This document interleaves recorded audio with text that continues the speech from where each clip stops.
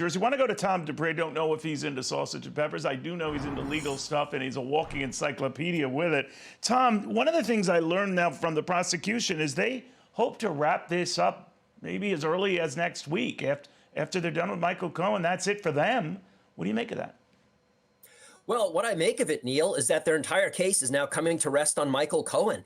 As this trial was getting going, the prosecution was signaling that they were going to have a lot of other evidence, a lot of other key witnesses beyond Michael Cohen, precisely because they recognize that Cohen is going to be a terrible witness. He lacks a lot of credibility. And so the prosecutors were going to make their case in other ways. They haven't really. So I think the fact they're saying, look, all we've got left is basically Michael Cohen shows how much is riding on what happens Monday. The prosecutors have put all their chips on Michael Cohen being a persuasive, credible witness, which to say the least is an enormous risk for the DA's team.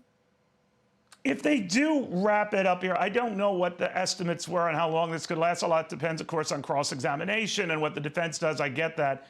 But is this keeping to the time you thought it would last, or what do you think?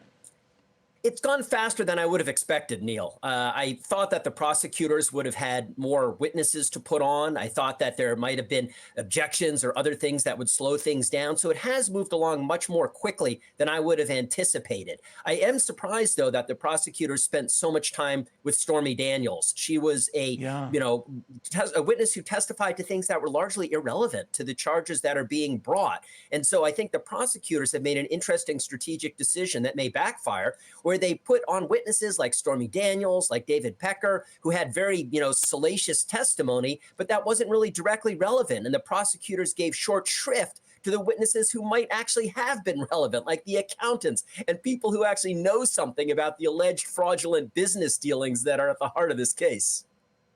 I'm wondering, though, those jurors will probably more recall whatever, Stormy Daniels was saying than any of those accountants, right? I think that's right. And look, I think the prosecutors had a big job to do in making sure the jurors were focused on the boring accounting testimony. I'm not sure they succeeded in that because, to your point, I suspect the jurors were riveted by a lot of the things that they heard about tabloids and Lake Tahoe and that sort of thing. And they probably zoned out when those accountants were coming on and testifying.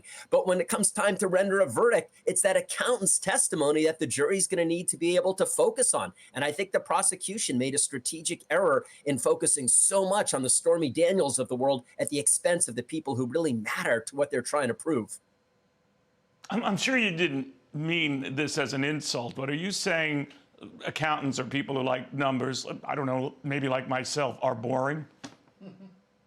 I love accountants, Neil. Don't get me wrong here. And I personally found their testimony interesting, but I'm not sure the jurors did, and whether or not they can actually sort out the boring from the important when it comes time to deliberate, we'll see what happens.